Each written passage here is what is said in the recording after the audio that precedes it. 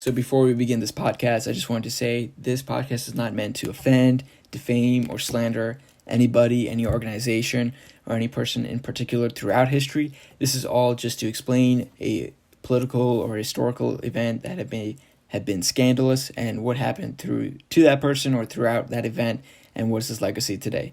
That's all. Thank you. We did it. We finally did it. Thank you to all of you who follow us on Instagram, TikTok. We shut down our YouTube channel, but thank you for those. When were you going to tell me you shut down the YouTube channel? Right now. Wow. This is news.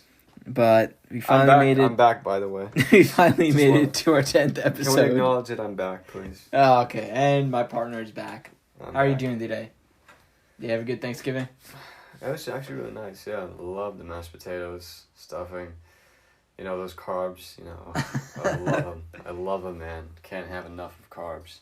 I'm going to die at an early age, but it's okay, because I had carbs. Anyway, we'd like to say winter blues is a real thing, and for everyone out there experiencing it, I know I have. Why'd you call it that?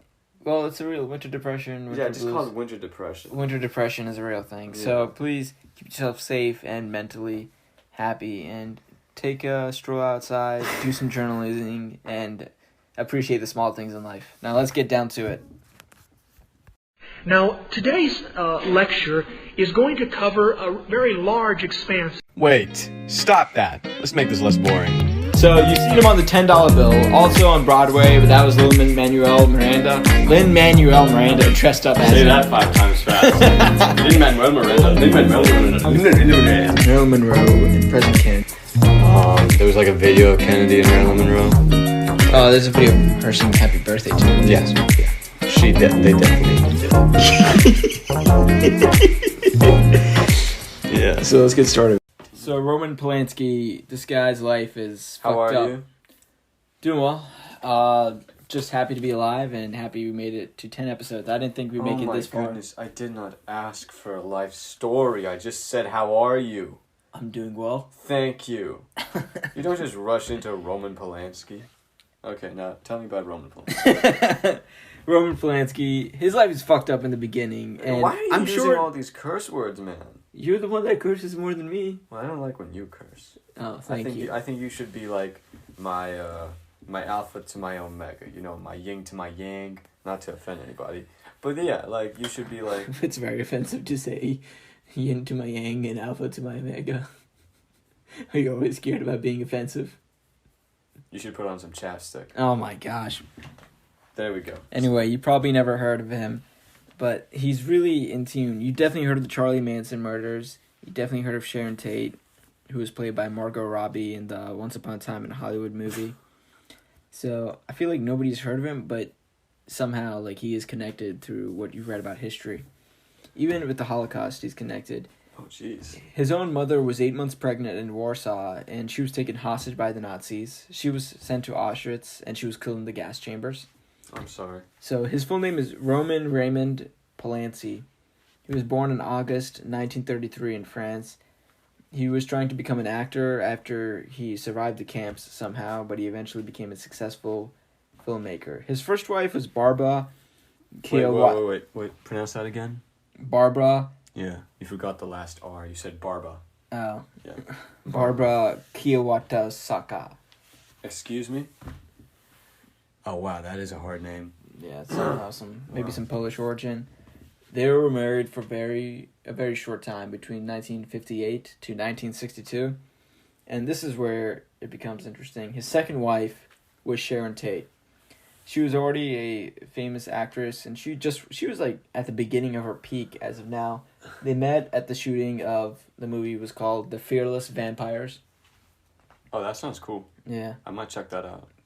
And while she was in California, one of the members of Charlie Manson's cult came to her house and stabbed Charles her. Manson. Charles Manson. Not Charlie. Charlie Manson. Yeah, what, you think this is Charlie in the Chocolate Factory? You know that when he was in jail, he somehow, like, his lawyer fell in love with him? He was, like, in his 70s or 80s, and the lawyer was, like, a middle-aged woman, and she just, like, fell in love with him. Somebody stated out, like, when Tiger King was a thing, like, these guys can get this many wives, and a girlfriend and a boyfriend.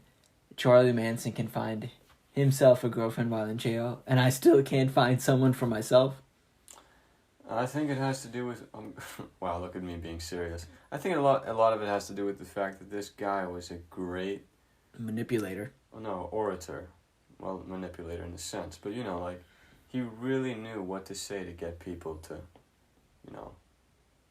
agree with him, kind of. And I don't like that because he killed a woman. And that's all I have to say about Charles Manson, not Charlie. So when one of the members of Charles Manson's cults was murdering and stabbing Sharon Tate, it's a little gruesome here, but I just want to point out the detail that she was later interviewed, and she stated that when she was stabbing Sharon Tate was pregnant and said, "Wait, let me have the baby, and then you can murder me."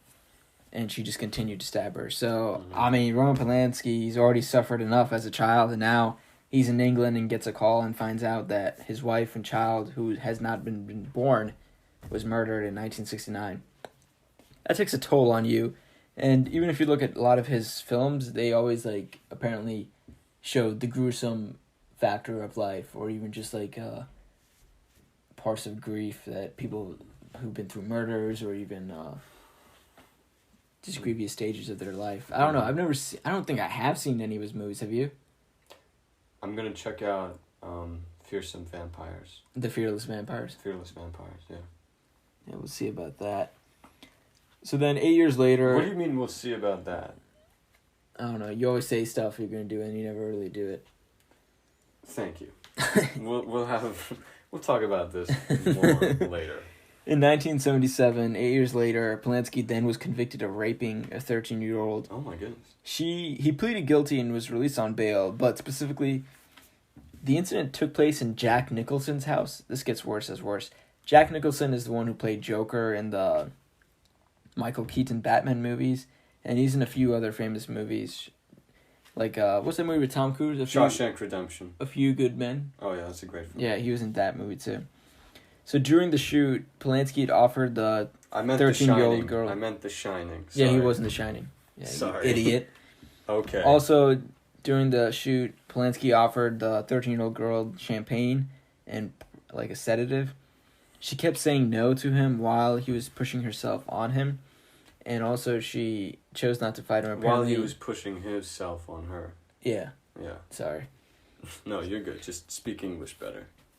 And she claimed that she was afraid to fight him because he was apparently bigger than her, and also she was afraid that he might take away her shoots. He had a lot of power at that time too, even in the industry. So she didn't tell anyone but her mother, and then the mother called the police, and Polanski did plead to guilty.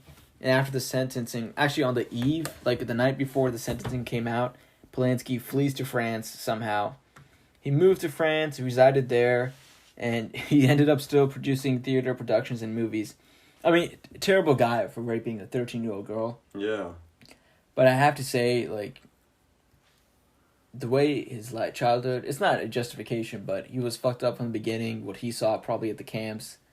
And then his wife gets murdered. He probably hates the world right now. I don't know if he hated the world, but whatever he felt about the world, he definitely showed in his movies. And it's just... You can imagine what a effed up mind he has inside. I'm not saying he's a psychopath, a sociopath, or even borderline that, but he just romanticizes or even just thinks more about the dark places of life than the good places. You have anything to say, or are you just going to be quiet? I don't know. Yeah, I really don't have anything to say.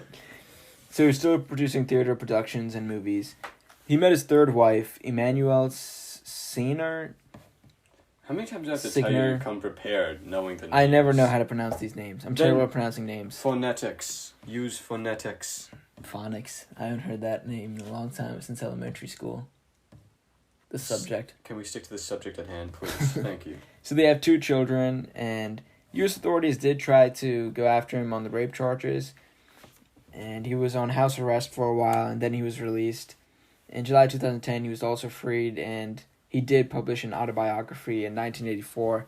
I couldn't get to the biography, but if you'd like to read it, let me know how it is. But I think he just tries to downplay his conviction of rape and what really happened, and just try to show like how effed up his life was in the beginning and just how it goes on. I mean, it's just whenever you read about these people, like even what's the episode we did on Charlie Chaplin? Like his life was fucked up from the beginning, and then how it played into his adulthood. Mm-hmm. It's just you guys, they're already bad enough, and then when they achieve fame or power or anything, they abuse it or they just let out whatever they want. It's weirdly enough, history repeats itself, even in the humans we have. But we're gonna quit. This is gonna be the final episode of Scandals of History. We're gonna quit. We're done. If I had to, no more episodes. That's how I would fire someone. We're gonna fire you. But you need to calm down. Anyway, yeah, this is the last episode for the season. 1. Season finale. It's been a grand time. Not really. Weekly, but not really. I successfully made it to law school, and I need to spend more time on my studies from there. Oh, congratulations. Thank you. And also, we're going to try to make an episode maybe a month. I know that sounds bad enough, but please stick with us, and we'll continue season 2 probably around April. Yeah, we're taking a hiatus. We're taking a break. Focusing on school for some of us. Another YouTube channel. Congratulations on law school. Thank you. Another YouTube channel we're starting is Constituted. I'm not. Okay. Yeah, you're not. Do you want to be a part of it? Do you not want to be? Really. Either way, you're an employee, so you're going to be a part of it. Okay. Please follow our Instagram page on Constituted. And again, appreciate towards you. Anyone who has been DMing me to appear on the show or talk about the show, I apologize.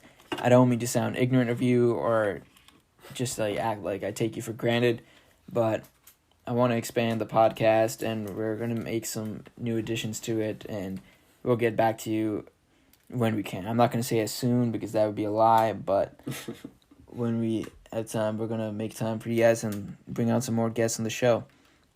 Do you have anything to say for everyone who's been there since day one? Yeah. Hats off to you for actually listening to this. Honestly, I don't think I would listen to my own voice. Whenever I'm asked to listen to this podcast, I want to jump out a window.